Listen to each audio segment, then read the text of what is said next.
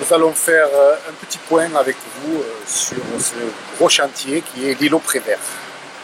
Donc cet espace Prévert, il est sur la circulade de Moguio. Moguio fait partie des villes circulades, c'est quand même quelque chose de très pittoresque dans notre région. Il y a même une association des villes circulades.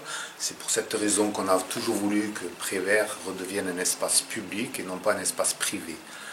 Malheureusement, on voit qu'en fermant cette cour, avec un portail, avec même un cadenas, on est en train de nouveau de privatiser un espace public. C'est très dommage, d'autant qu'on a besoin d'aérer la ville, de montrer ses arbres. On avait là l'occasion de vraiment rendre public, réouvrir public, un espace comme la circulade sous ses platanes. C'était vraiment un endroit où on pouvait vraiment venir se reposer à l'ombre.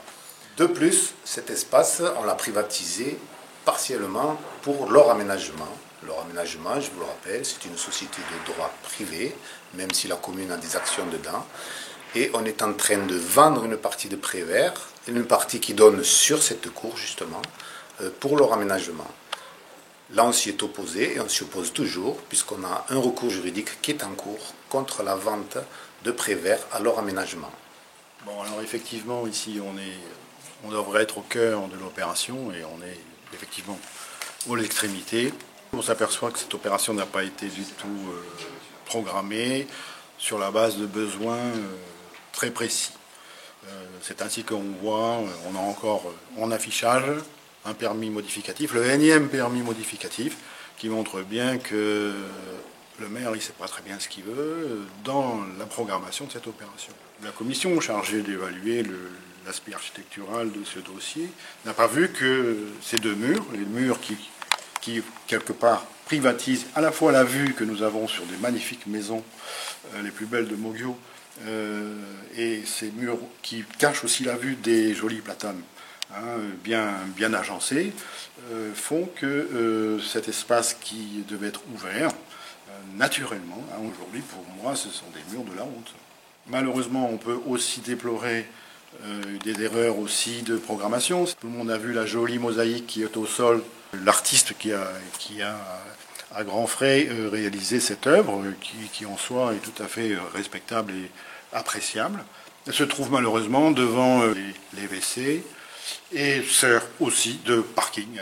Et enfin, il y a quelque chose aussi, mais qui est sans doute peut-être beaucoup plus grave aujourd'hui, puisque c'est une situation qui met en danger les handicapés. Les handicapés s'engageant dans la rampe pour aller effectivement vers les parkings de la nouvelle école, on s'aperçoit que la rampe s'achève par un tronçon, une pente qui est largement au-delà des normes.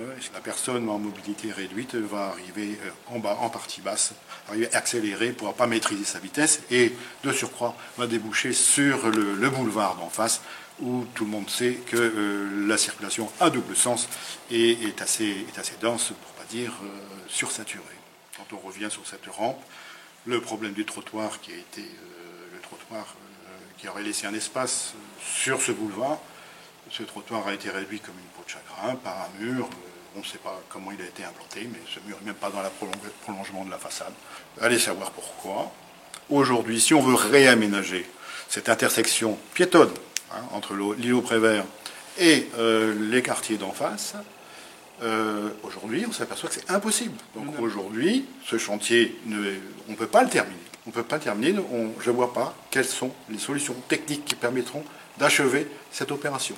Je vous rappelle que là, on est sur un chantier qui dépasse les 3,5 millions d'euros, c'est-à-dire qu'on est sur des travaux à près de 3 000 € le mètre carré.